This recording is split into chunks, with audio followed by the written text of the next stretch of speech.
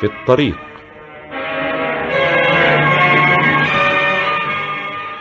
في الطريق دراسة مسرحية من فصل واحد للكاتب الروسي الكبير أنتون تشيكوف، ترجمها إلى العربية ميخائيل رومان.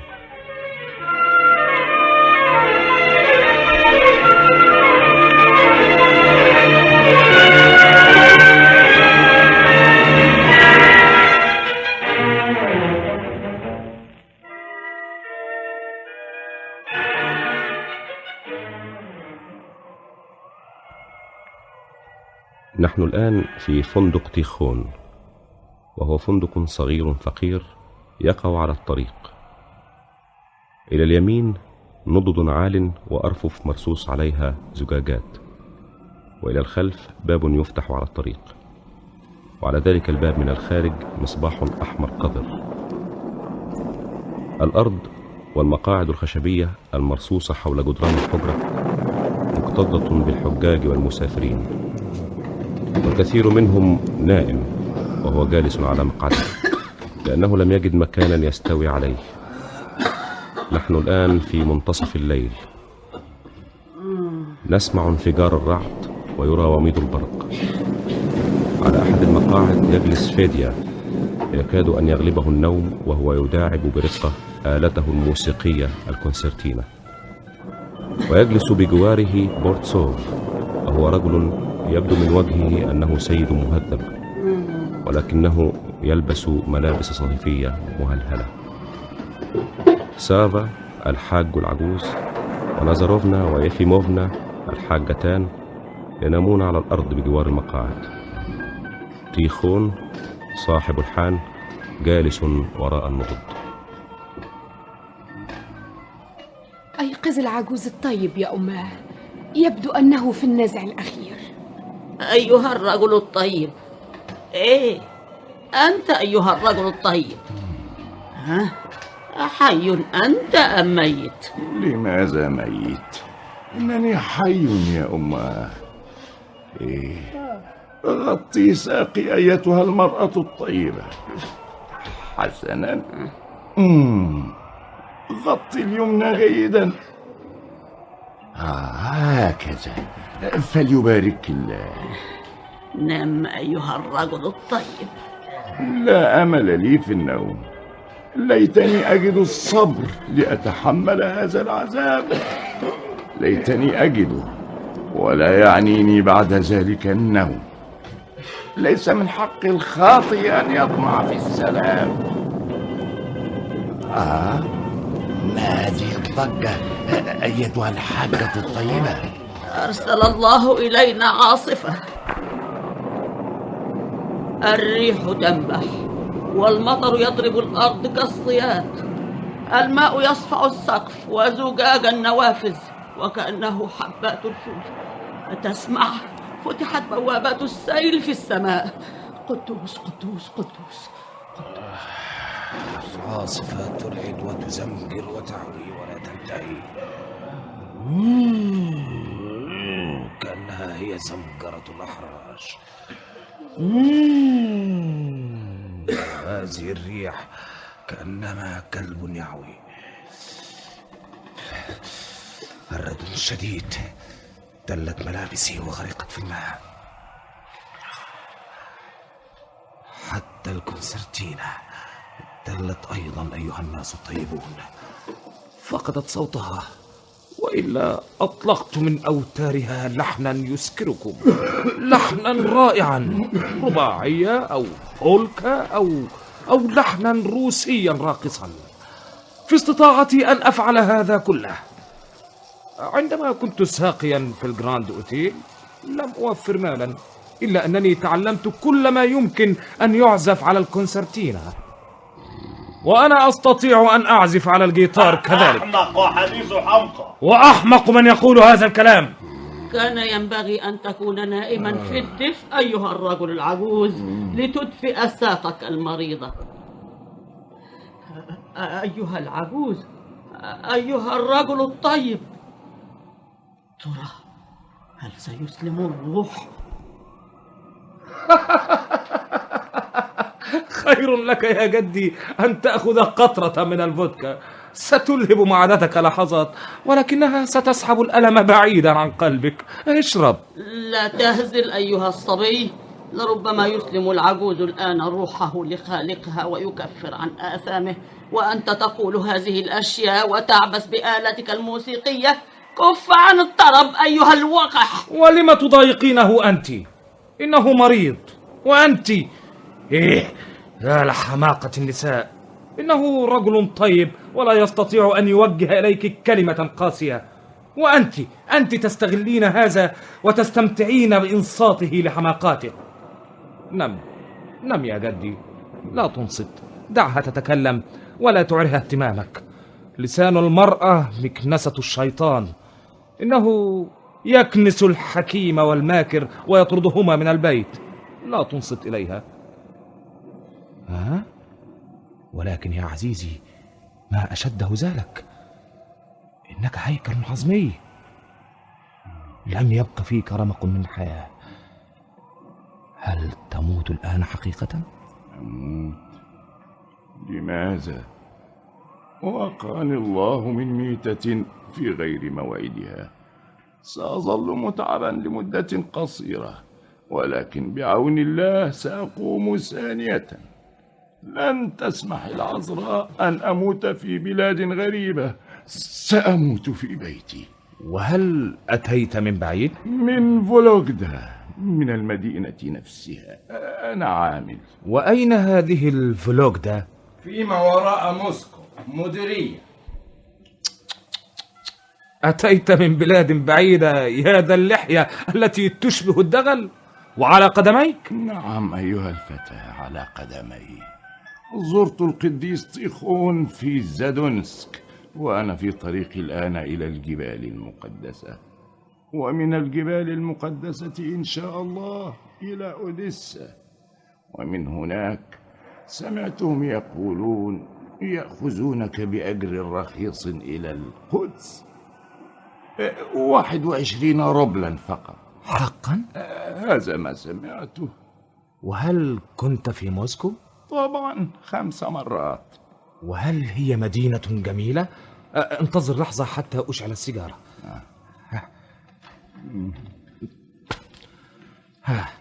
وهل هي مدينة جميلة تستحق الزيارة؟ بها الكثير يا ولدي من المعابد المقدسة، وحيثما تجد الكثير من المعابد المقدسة تجد المكان الطيب دائما. مرة أخرى أستعطفك، أعطني كأسا بحق السماء. أهم شيء في أي مدينة النظافة. أعطني كأسا. فإذا كانت ثمة أتربة فلا بد من رش الشوارع، وإذا كان ثمة وحل فلا بد من كسحه، وينبغي أن يكون فيها مبان عالية ومسرح ونقطة بوليس وعربات. أنا نفسي عشت في المدن وأنا أعلم. كأسا صغيرة واحدة، هذه الكوب الصغيرة ضعها على الحساب، سأدفع لك. سمعت هذا 1000 مرة. هيا أرجوك كن لطيفا معي. أنت لا تفهمني.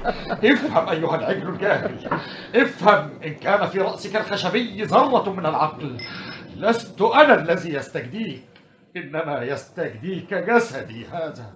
ولكي أكلمك بلغة الفلاحين أقول إن مرضي يستجديك. لا بد أن تفهم. ما من شيء ينبغي أن أفهمه. اذهب. إن لم أحصل على شراب فورا يجب أن تفهم. إن لم أطفئ هذه الرغبة الشديدة الآن فلربما أرتكب شيئا بشعا. الله وحده يعلم ما سأفعله. لا بد أنك التقيت بالعديد من السكارى أثناء عملك في هذه الحالة. لديك فكرة بالتأكيد عما يحس به هؤلاء الناس. إنهم مرضى، تستطيع أن تربطهم بالأغلال الحديدية، تستطيع أن تضربهم، بل تستطيع أن تطعنهم بالخناجر. لن يعنيهم هذا قط إن أعطيتهم فضل. هيا، إنني أضرع إليك بكل خشوع. ارحمني. يا الله، إنني أحقر نفسي. يا إلهي، ما أشد تحقيري لنفسي. أعطني النقود ثم أعطيك الفودكا. ومن أين آتيك بالمال؟ ضاع كل شيء في سبيل الخمر، لم يبق شيء. ماذا يمكنني أن أعطيك؟ هذا المعطف هو كل ما بقي عندي، وأنا لا أستطيع أن أعطيه لك، فأنا لا أرتدي شيئا تحته. أترضى أن تأخذ قبعتي؟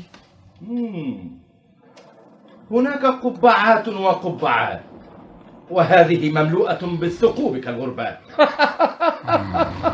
هذه قبعة جنتلمان، قبعة سيد يخترق شوارع المدينة ويلتقي بالسيدات ويحييهن. يوم جميل، يوم جميل.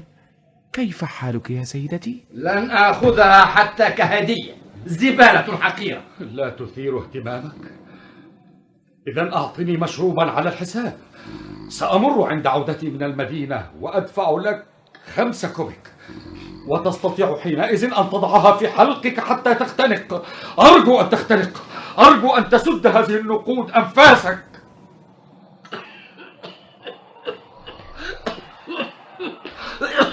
كم أكرمك. لما تظل هنا؟ من الآن؟ نشهد؟ أريد كأسا، أريد كأسا. لست أنا الذي أطلبه، إنه المرض. أتستطيع أن تفهم؟ لا تستنفذ صبري، ستجد نفسك بعد قليل ملقا عن الطريق. ماذا أستطيع أن أفعل؟ الشيطان هو الذي يوسوس لك، لا تستمع إليه يا سيدي، عليه اللعنة، إنه يهمس لك باستمرار. اشرب اشرب، عليك أن ترد عليه. لن أشرب لن أشرب، وحينئذ يستسلم. أعتقد أن ثمة مطرقة تضرب في رأسك باستمرار، ولا بد أن معدتك تقرصك. أنت مجنون يا صاحب السعادة. استلقي على الأرض ونم، ولن تفيد شيئا من وقوفك هكذا كالشبح الذي يخيفون به العصافير. ليست هذه الحانة حديقة خضروات. اقفل فمك، لم يسألك أحد عن رأيك. احذر ما تقول، احذر ما تقول. أنا أعرف أمثالك، هناك العديد من أشباهك يتسكعون في الطرقات. أما عن الحمير الذين تحدثت عنهم فانتظر حتى أضربك فتعوي أكثر مما تفعل الريح. أنت نفسك حمار، أحمق، قذر. ربما يتلو العجوز الطيب صلواته وهو يودع روحه لباريها، وهؤلاء الملاحدة يحاولون أن يبدأوا شجارا ويتبادلون أوقح الألفاظ. أشخاص لا حياء عندهم. كفي عن الادعاء أيتها العجوز البدينة. إذا كنت في حانة قذرة فما عليك إلا أن تحتملي ما يدور فيها. ماذا أفعل الآن؟ بأي طريقة أستطيع أن أغريها؟ أي الألفاظ لم أستخدمها بعد؟ تجمد الدم في عروقي. عم طيخون، عم طيخون. آي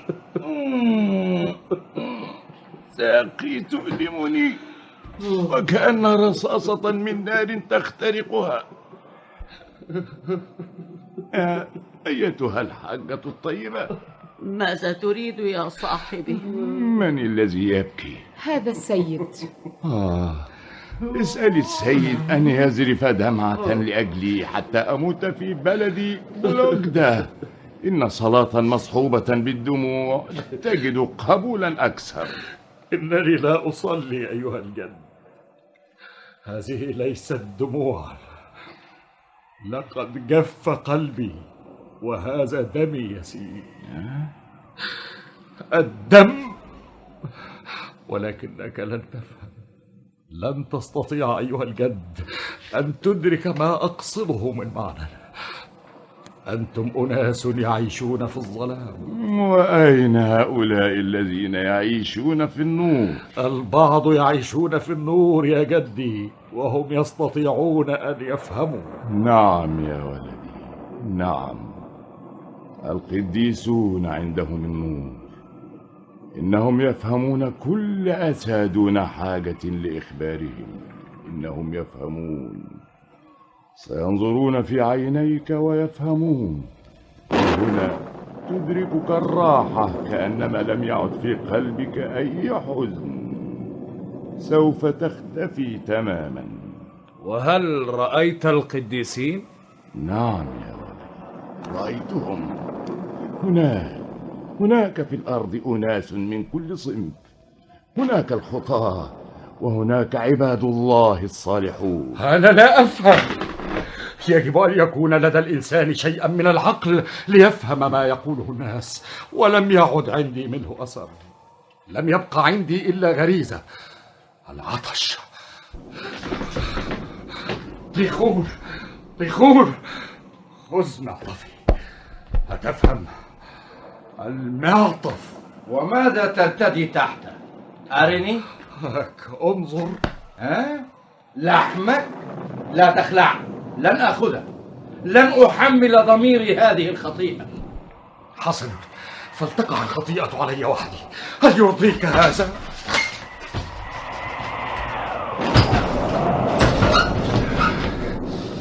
يا لها من ليلة الليلة. بعض الناس يقرصهم البرد، أما الدب والرجل المطارد فلا يحسانه أبدا.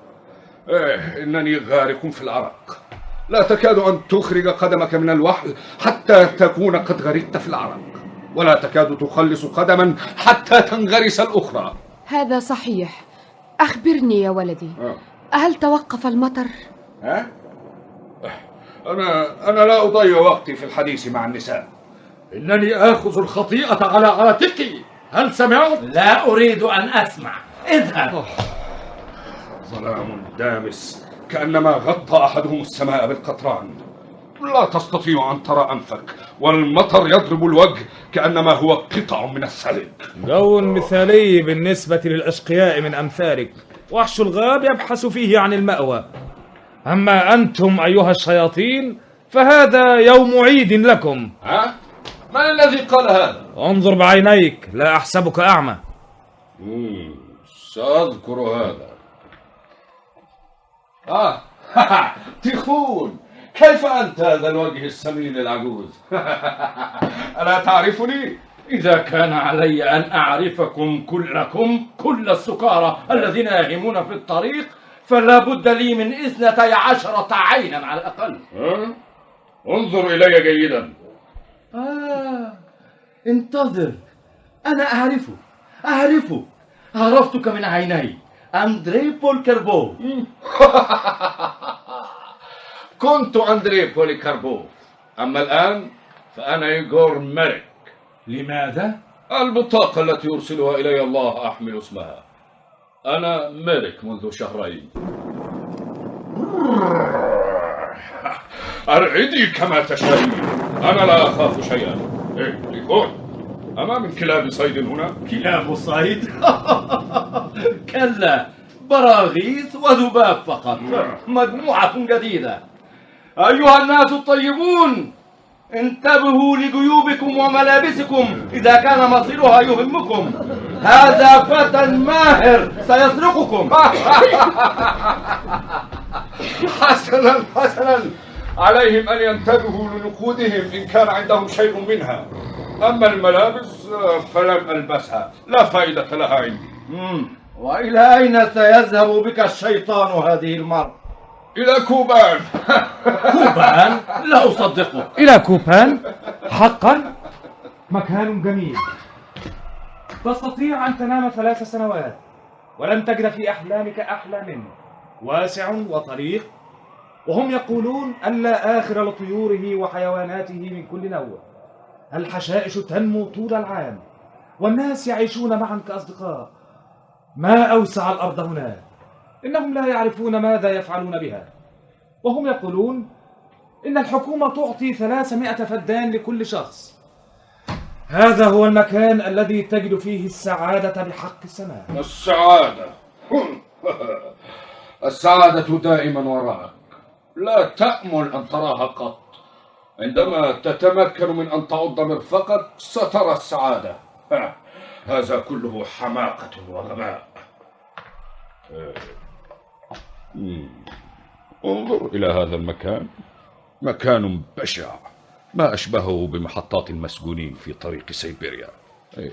مساء الخير أيها الفقراء. يا لعينيك الشريرتين، الشيطان في جسدك أيها الفتى، لا تنظر إلينا. مساء الخير أيها الفقراء. أدر وجهك عزيزي سافا. الرجل الشرير ينظر إلينا، سيلحق بنا الشر. قلت لك أدر وجهك أيها الثعبان. لن يمسنا بضر أيتها الأم، لن يمسنا بضر، سيدفع الله عنا. مساء الخير أيها الناس الطيبون. ألا تردون؟ لا ينطقون. لم يغلبكم النوم بعد أيها الشحاذون. لما لا يتكلمون؟ أدر عينيك الشريرتين، أخفض كبرياءك الشيطانية. وأنت أمسكي لسانك أيتها المرأة. ما كانت هذه كبرياء شيطانية. أردت أن أهون من تعاستكم بكلمات طيبة وأنتم ملقون على الأرض كالذباب ضربه البرد. شعرت بالأسى لحظكم التعس، وأردت أن أقول كلمة طيبة ترفه عنكم في شقائكم، وأنتم تديرون وجوهكم القبيحة عني. حسن جدا، لا يهمني قط. أنت من أين جئت؟ أنا من هنا، من مصانع الطوب في هامونفسكي. انهض. ماذا تريد؟ قف. اترك مكانك هذا، سأنام فيه. وهل هو مكانك؟ نعم. قم نام على الأرض. اذهب. أنا لا أخشاك. يا لك من فتى شجاع. أترى هذه البلطة؟ هيا قم. لا تتكلم. ستأسف لهذا أيها الولد الأحمق. لا تغضبه يا فتى. من الذي أعطاك هذه الحقوق؟ أنت تدير عينيك في وجهك كالذئب وتظنني أخشاك. أخشاك؟ يا للشيطان. لو أنك رأيت الشيطان ما وصفتني به. الشيطان ليس مثلي. نامي أيتها البلطة هنا بجواري. نامي يا ابنتي. سرقتها وها أنا مشغول بها كأنني طفل شغل بلعبته ويعز عليه أن يرميها، رغم أنني لا أعرف أين أحتفظ بها، كأنها زوجة ضاق بها زوجها. نعم، الشياطين لا تشبهني أيها الفتى. إذا ما شكلهم؟ إنهم كالبخار، روح، فإذا نفخت هكذا إنهم يشبهون هذا الهواء، لا تستطيع أن تراهم. إذا قبعت تحت شجرة تراهم. قبعت ولم أرهم. النسوة تخرفن وكذلك الفلاحون الأغبياء. لن ترى الشياطين ولا الجن ولا الأشباح. لم تصنع عيوننا لترى كل شيء. عندما كنت صغيرا كنت أذهب إلى الغابة آملا أن أرى الجن الذي يحرسها، وكنت أصرخ مناديا الجان دون أن يطرف لي جفن من الفزع. ويبدو لي أنني رأيت كل شيء في الغابة، إلا أنني لم أرى هذا الذي يسمونه الجن قط. وكنت أتردد على ساحة الكنيسة كذلك آملا أن أرى الأشباح. كل هذه أقاصيص عجائز. لقد رأيت كل أنواع الوحوش المفترسة، إلا أنني لم أرى أشياء مروعة قط.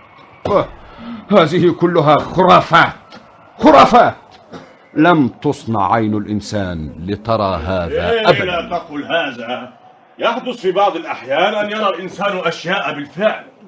في قريتنا كان فلاح يقطع خنزيرا، ولما فتح بطنه قفز منها شيء وفر. يا أولادي، لا تتكلموا عن الشيطان، إنها خطيئة يا أعزائي. اللحية الرمادية، الهيكل العظمي يتكلم. لا حاجة بكم للذهاب إلى ساحات الكنائس. انظروا، ها هي ذي الأشباح. ستزحف علينا الأشباح من الأرض لتعظنا. خطيئة. ليس لمثلك أن يعز وبعقله كل هذه الخرافات. أنتم جهلاء تعيشون في الظلام. كان أبي فلاحا، وكان مغرما بإلقاء المواعظ بعض الأحيان. ويوما سرق زكيبة من التفاح من القسيس وأحضرها إلينا وقال: انتبهوا يا أولاد، إياكم أن تلمسوا واحدة منها قبل أن يحل يوم مباركة محصول التفاح في الكنيسة، لأنها خطيئة. وهذا يشبهك تماما. تطلب منا ألا يذكر أحد اسم الشيطان، ولكنك توافق أن تلعب دوره أحيانا. مثل هذه العجوز هناك رأت في وجهي صورة للشيطان، وأنا أراهن أنها منحت نفسها للشيطان في شبابها أكثر من 6 مرات. عليك غضب الله. سافة عزيزي سافة، لما تخيفهم؟ طريقة رائعة تتسلى بها. ارحمنا يا رب يا للرياح. كم أتمنى أن أستعرض قوتي، كم أتمنى أن أتحدى هذه العاصفة. إنها لا تستطيع أن تخلع الباب، وأنا أستطيع أن أهدم الخندق كله إذا أردت.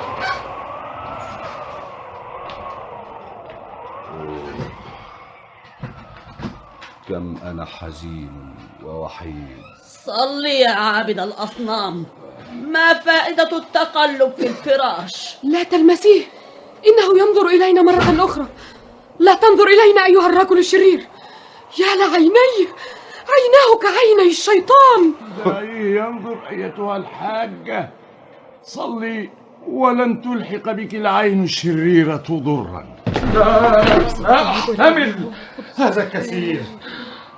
طيخون، اسمع لآخر مرة أرجوك. نصف كأس نقدا. يا إلهي، ولكني قلت لك بلعت الخمر كل شيء. من أين آتيك بنقود؟ أنت لن تفلس إذا أعطيتني قطرة من الفودكا على الحساب. كأس الفودكا تكلفك قطعة نحاسية، ولكنها تنقذني من العذاب الذي أعانيه. إنني أتعذب. ليست هذه رغبة مفاجئة. نحن لا بد أن تفهم. اذهب وقل هذا الكلام لغيري. اذهب واستجد هؤلاء الناس الطيبين من حولنا. اطلب منهم أن يتفضلوا عليك بشيء. أما أنا فلا أحسن إلا بالخبز. لك أنت أن تجردهم من كل ما يملكون، أما أنا فلا. أشكرك. ليس لي أن أسرقهم، ليست مهنتي. هل تفهم هذا أيضا؟ ليست مهنتي.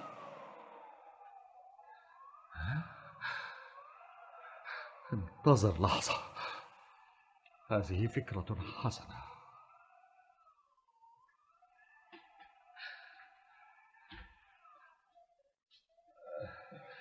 أيها الأخيار،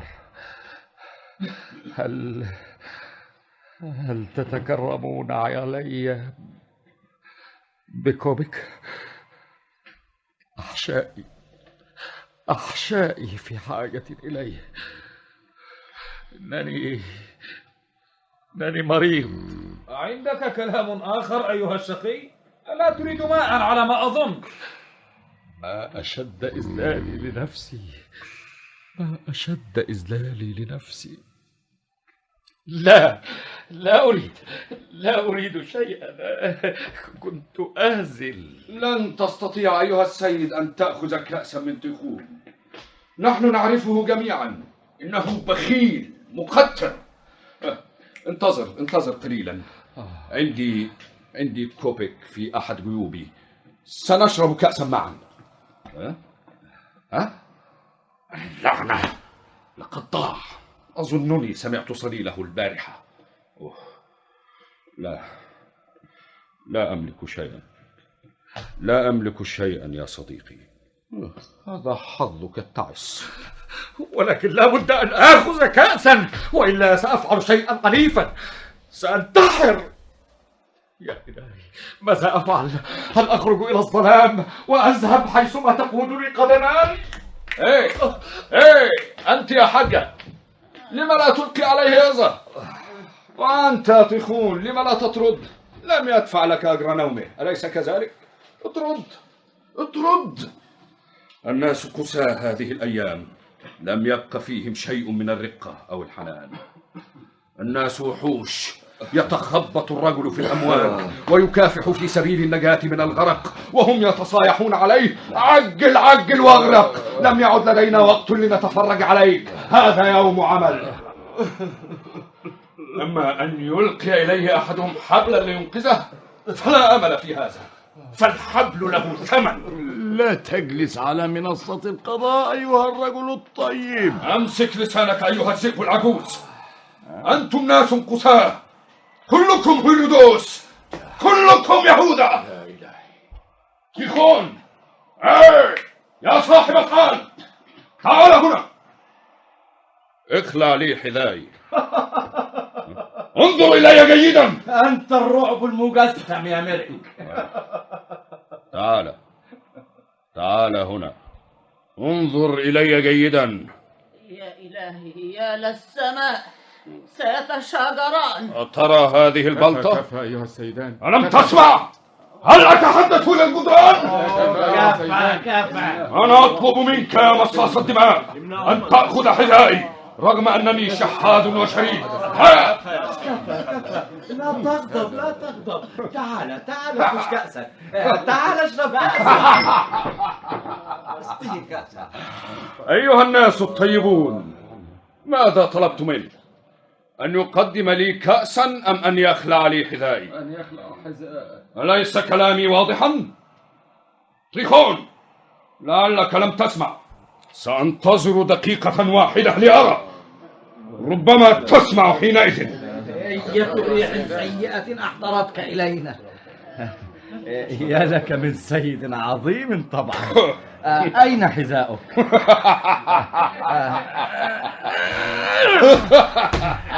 يا لك من شيطان. بالضبط، ضعهما بجوار بعضهما البعض. اذهب الآن. مغرم بالتظاهر بالبطولة. حاول معي مرة أخرى وستجد نفسك خارج هذا الباب. نعم. طيخون أرجوك. مرصوف ألا تكف. ربما أستطيع أن أقدم لك شيئا له قيمة إذا أردت. نعم. ولم ترتعد هكذا؟ تكلم بسهولة. إنه عمل وضيع وقذر هذا الذي أفعله، ولكن لا مناص منه. لست مسؤولا عن هذا الاسم، لن يدينني القضاة إن حاكموني عليه. خذ هذه العلبة، إنها عزيزة علي، مصنوعة من الذهب، على شرط أن تسمح لي باسترجاعها عند عودتي من المدينة. وها أنا سأعطيها لك أمام شهود. أيها الأصدقاء، أنتم شهودي. هي دي، خذها. كان ينبغي أن أخرج منها الصورة، ولكن لا مكان عندي أحتفظ بها فيه. حسن، خذها مع الصورة. عليك فقط أن تتذكر لا تضع أصابعك على الوجه أرجوك. كنت جافا غليظا معك يا صديقي، كنت غبيا، ولكن ينبغي عليك أن تسامحني. ولا تضع أصابعك على الصورة، ولا أحب لعينيك أن تشهدها. ما هذا؟ ساعة مسروقة. حسنا، خذ هذا الكأس، اشربها. أرجو أن تضع أصابعك على الصورة.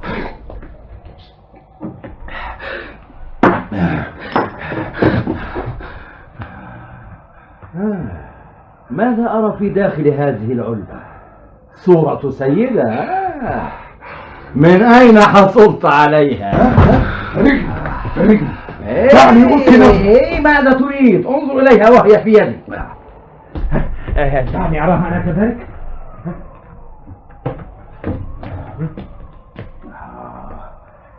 يا لها من شيطانة جميلة، وسيدة أيضا. نعم سيدة. تستطيع أن تعرف هذا من العينين والوجنتين. أبعد يديك، أنا لا أستطيع أن أراها. شعرها ينزل حتى خصرها، كأنما هي حية تتنفس أمامنا.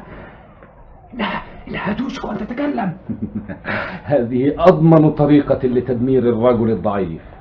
بمجرد أن يتعرف على امرأة كهذه انتهى.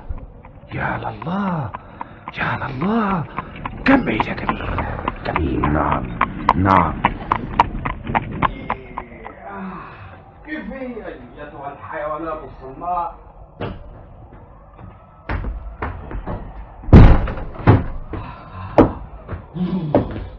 عندما يقع الفندق على الطريق لا يمكن أن تمر دون أن تراه. قد تعبر أباك نفسه في وضح النهار ولا تلحظه، إلا الفندق تراه في الظلام ولو كان على بعد 100 ميل. أفسحوا الطريق أيها الأخيار، أفسحوا الطريق.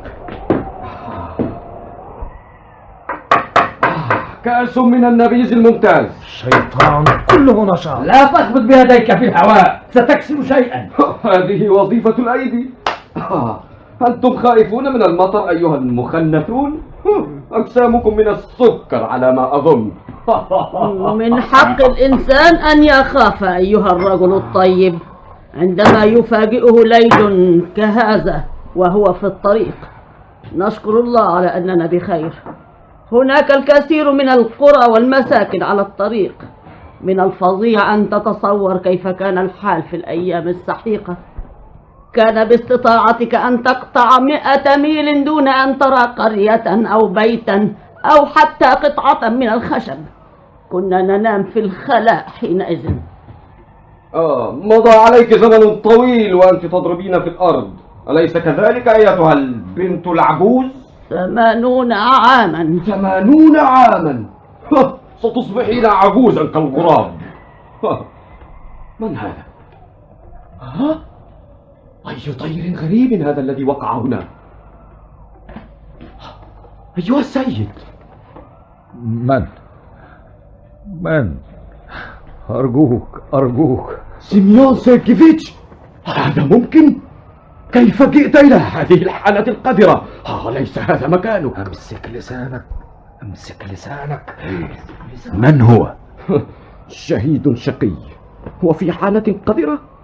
ما تصورت أبدا، وفي ملابس مهلهلة وسكران. لقد أفسد هذا مزاجي أيها الأصدقاء. نعم، أفسد مزاجي. هذا سيدنا صاحب الأراضي الواسعة التي كنت أعمل فيها، سيميون سيرجيفيتش بورتسوف. أترى بؤسه وتعاسته؟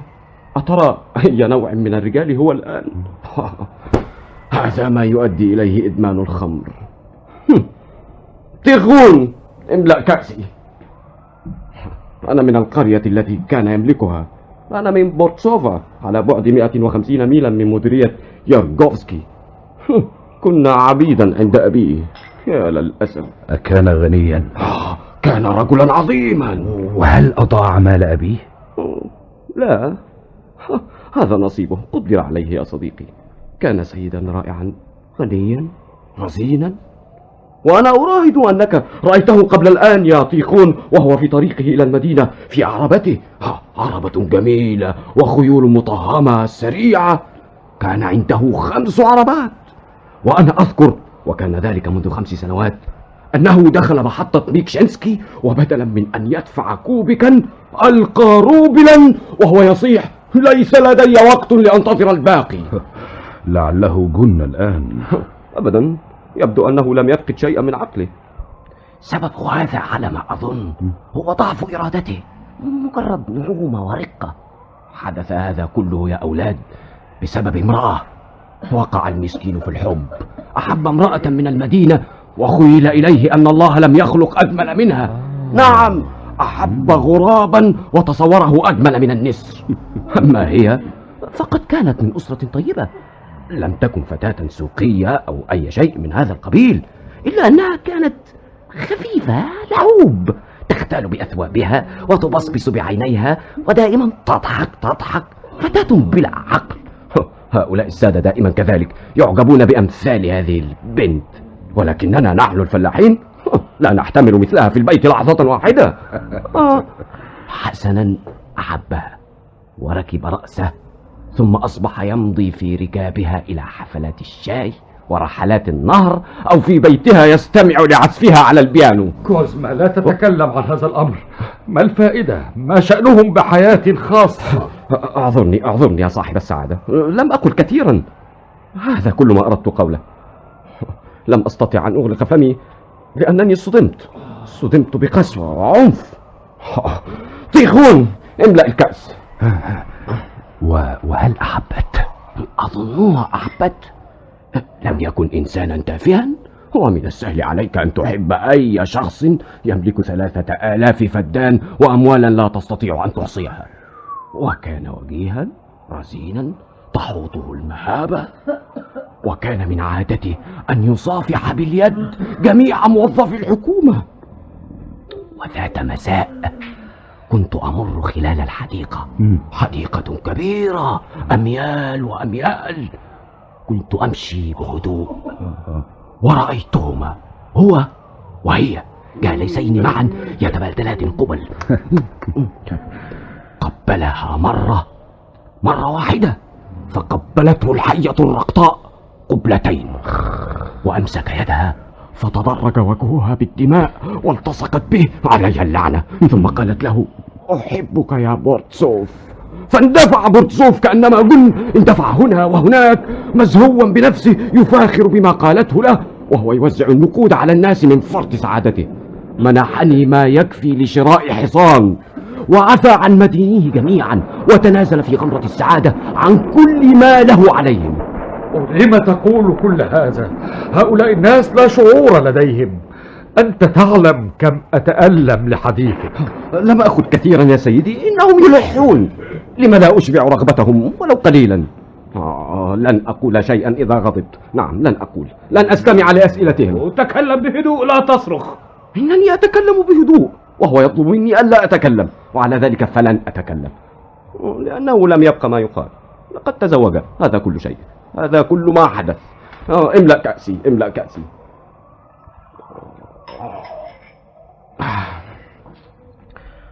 لا أحب السكر. وفي اللحظة التي استعد فيها السادة المدعوون للجلوس حول مائدة العشاء ليلة الزفاف، في هذه اللحظة فرت هي إلى المدينة. كانت تعشق محاميا في المدينة. ماذا تقول في هذا كله؟ ماذا تقول الآن؟ إن القتل مصير أفضل مما تستحق هذه المرأة. حسنا، وماذا حدث له بعد ذلك؟ قلنا جنونه. وكما ترى بدأ بقطرة من الفودكا، ثم انتهى إلى بحر. ومع ذلك فما زال يحبها. نعم، ما زال يحبها. لا بد أنه في طريقه الآن إلى المدينة ليحاول أن يراها من بعيد، مجرد لمحة سريعة، ثم يعود مرة أخرى. هذا هو الجو المثالي لسرقة عربة البريد. من أسهل الأمور. عمري 35 عاما وما سرقت يوما عربة البريد. وها هي قد ذهبت، ضاعت الفرصة. تود أن تشم رائحة السجن؟ ما أكثر الذين يسرقون دون أن يشموا رائحة السجون. ثم ماذا إذا انتهيت إلى السجن؟ ثم ماذا؟ تقصد السيد التعس؟ طبعا، لا أقصد غيره. بعد ذلك كيف أفلس؟ كان زوج شقيقته، ضمن زوج شقيقته في البنك على 30,000، وكان الرجل مغرما بالاستدانة. كان الخنزير يعرف جيدا من سيدفع له. لم يسدد كوبكا واحدا، وقام بورتسوف بتسديد 30,000. على الرجل الأحمق أن يدفع ثمن حماقته. ولدت زوجته أطفالها من المحامي عشيقها، واشترى زوج شقيقته إقطاعية في بولتافا. وسيدنا هذا يتسكع كالحمقى في الحانات، يشكو حاله للفلاحين أمثالنا. إنه يردد دائما: فقدت الإيمان يا أولاد، لم أعد أؤمن بشيء الآن. وأنا لا أرى في هذا إلا الضعف. لكل منا أحزانه، ثعبان ما ينهش القلب، إلا أن هذا لا يبرر الإدمان على الخمر. وخذ شيخ قريتنا مثلا، زوجته تعاشر المدرس جهارا وتصرف أموال زوجها على الخمر، ومع ذلك فالشيخ يمضي في القرية وفي عينيه نظرة ساخرة. شحب وجهه قليلا. هذا كل ما حدث له. الرجال يتحملون تعاستهم بقدر القوة التي يمنحها الله لهم. حقا ليس الرجال جميعا أقوياء. حسنا، كم الحساب؟ خذ عرق جبيني. وداعا يا أولاد، سعدتم مساء، ولتهنأوا بأحلامكم الجميلة. لابد أن أسرع، تأخرت. إنني أبحث عن القافلة لسيدتي، لابد أنها تعبت من الانتظار.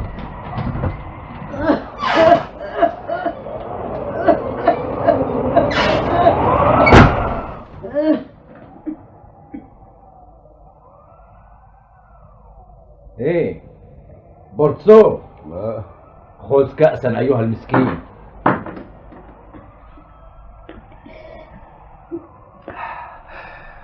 وهكذا فأنا مدين لك بكأسين. لا دعك، اشرب اشرب، أغرق أحزانك في الدمار. وخذ كأسا كذلك على حسابي. ستموت إذا شربت وستموت إذا لم تشرب.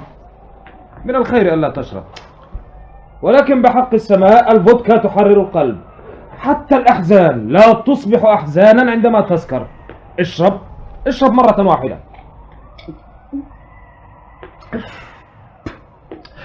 يا له من شراب حاد. تيخون، أرني العلا. فرت يوم زفافها. يا لك من امرأة. تيخون، قدم له كأسا على حسابي. عليك اللعنة. ما هذا؟ ما معنى هذا؟ كيف تجرؤ أيها الوحش؟ كيف تجرؤ أن تلقي بصورتها على الأرض؟ أتريد أن أقتلك أنت أيها الفلاح الجاهل؟ لا تغضب يا سيدي، لا تغضب، ليست مصنوعة من الزجاج ولم تكسر. خذ كأسا أخرى ونم.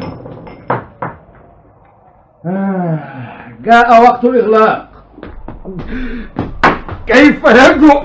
يا له من أحمق. وأنت أتعرف ما أنت؟ حمار أحمق. أيها الأصدقاء الطيبون، ضعوا لجاما على ألسنتكم. ما فائدة الشجار؟ دعوا الناس ينامون. نم يا جدي نم. كفى كفى كفى، لقد حان وقت النوم. نعم، تصبحون على خير أيها الأصدقاء. تعال يا سيد بورتسو، نم هنا. وأنت أين ستنام؟ في أي مكان على الأرض، كله سواء عندي. سيحس بالتعاسة إذا نام على الأرض. اعتاد على الديباج والحرير. نم يا صاحب السعادة، لقد نظرت إلى الصورة بما فيه الكفاية. دعها، سأطفئ الشموع. أين أنام؟ مكان هذا الشريط، ألم تسمع؟ لقد قدمه لك. أنا سكران. هنا أنام وهنا. نعم، لا تخشى شيئا، نم. أنا سكران، كل شيء يدور من حولي. ألا أجد عندك شمعة صغيرة؟ ماشا، أنت فتاة غريبة، تنظرين إلي من وراء الإطار وتضحكين.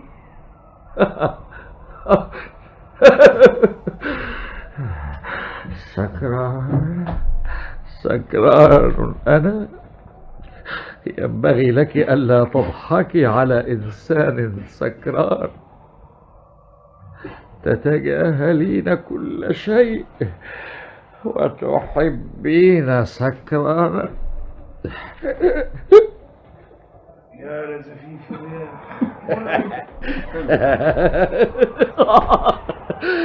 يا لك من فتاة، كيف تستطيعين أن تراوغي وتدوري هكذا ولا يستطيع أحد أن يمسك بك؟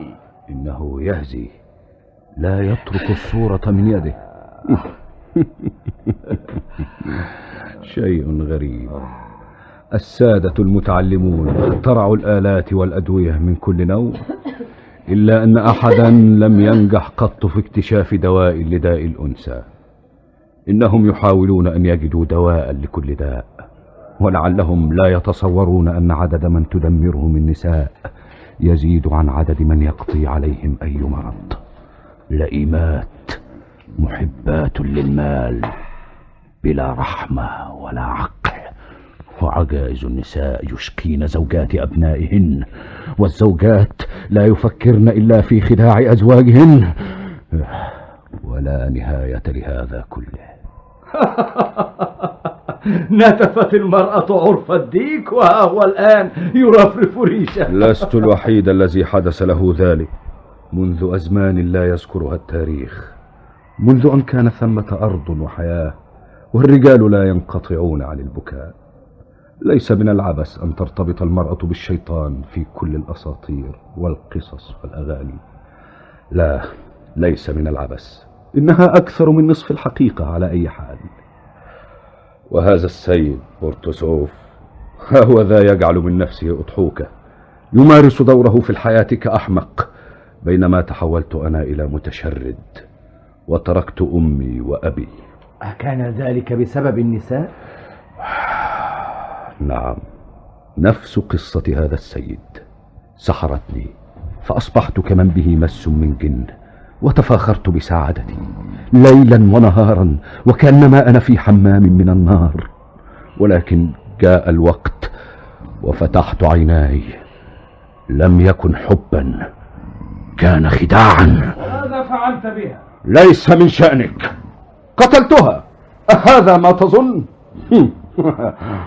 عجزت يداي. لا يستطيع المرء أن يقتلهن، بل يحبهن ويتمنى لهن طول العمر والسعادة. لو كنت فقط أستطيع أن أنساك أيتها المرأة، لو أنك تختفين من خيالي لحظة أيتها الحية الرقطاء. من الطارق بحق الشيطان؟ من الطارق؟ من الطارق؟ اذهب، أغلقنا المحل. ساعدني يا طيخون، ساعدني بحق السماء، كسرت زنبرك العربة. ساعدني يا والدي، فقط أريد حبلا أربطه بها. من أنت؟ سيدتي في عربتها تريد الذهاب إلى المدينة، 4 أميال فقط.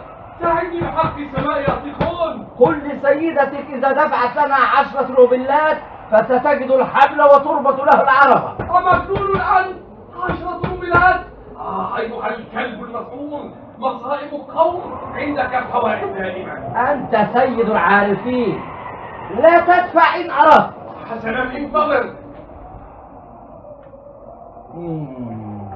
حسنا، سيدتي موافقة.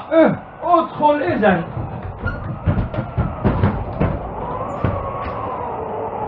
مساء الخير أيها الناس الطيبون.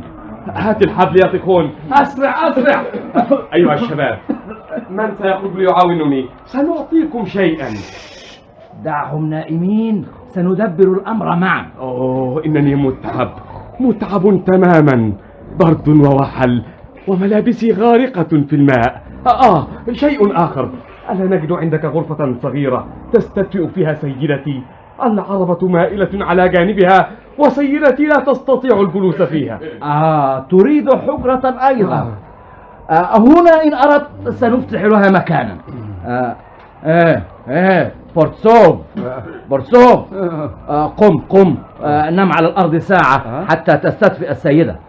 قم يا صاحب السعادة، اجلس.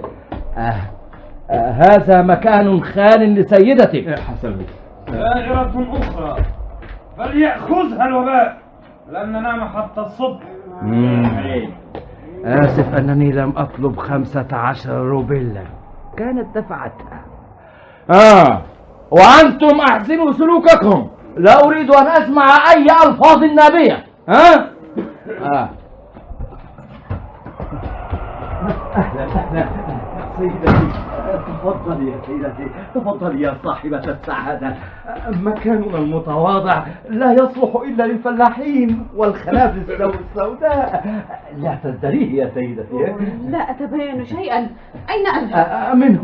من هنا يا صاحبة السعادة. تكرمي من هنا. أرجو عفوك، فليس عندي غرفة منفصلة، ولكن سيدتي لا تقلقي، هؤلاء ناس طيبون هادئون. يا لرائحة العرق والهواء الفاسد. افتحوا الباب. حاضر يا سيدتي. الناس يقتلهم البرد وهم يفتحون الباب. أن تكون هذه السيدة حتى تصدر الأوامر هنا. عفوك يا صاحبة السعادة، عبيط بعقله مس، ولكن لا تخافي، لن يمسك بضر. أرجو فقط أن تعذريني، لم أوافق على 10 روبلات، 15 إذا شئت. حسن جدا، فقط عجل بإصلاح العربة. فورا في مثل لمح البصر. ها هو الحبل، حالا يا سيدتي حالا. ماذا؟ ماريا ماشى؟ وبعد؟ ماريا، أنت من أين جئت؟ ماريا، هذا أنا زوجتي ماريا، ولكن أين أنا؟ اشعلوا شمعة. اذهب، أنت تكذب، لست أنت، مستحيل، هذا كذب. صوتها، حركتها، ماريا، هذا أنا. لحظة واحدة سأفيق فورا، سأفيق من الخمر، رأسي تدور. أنت انتظري لحظة واحدة، لا أستطيع أن أفهم. زوجتي. هيا اذهب دينيس، هيا بنا، لا أستطيع أن أبقى في مثل هذا المكان. الصورة نفس الوجه. يا رجال، هذه زوجة السيد. من؟ حقا؟ فلترحمنا السماء في هذه الليلة. إذا هذه هي الزوجة الخائنة. بسم الله والابن والروح القدس، امين. ارفع يديك عني يا فلاح. دينيس، ماذا تنتظر؟ هذا أصل اللصوص. دع ذراعي، أنا لا أخشاك.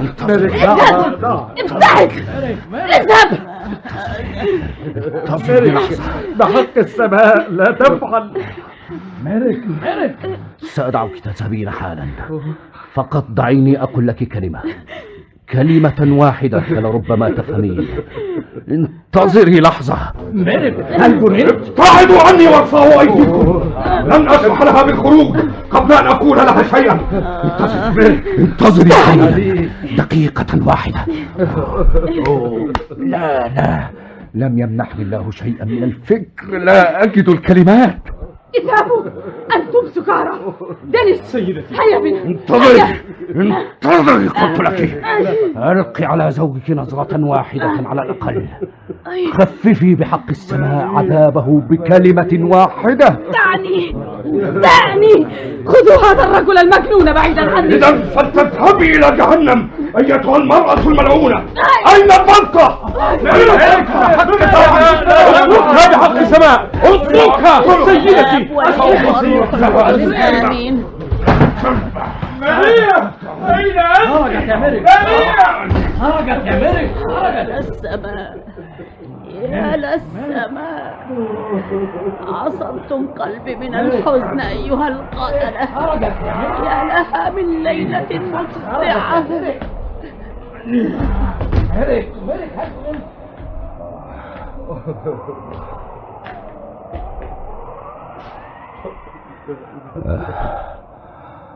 هل قتلتها؟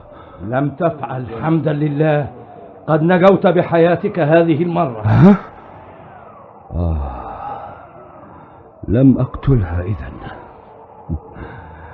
يا للبؤس، يا للبؤس، لم تفدني بلطتي. أيها الأصدقاء الطيبون، ما أشد حاجتي لعطفكم،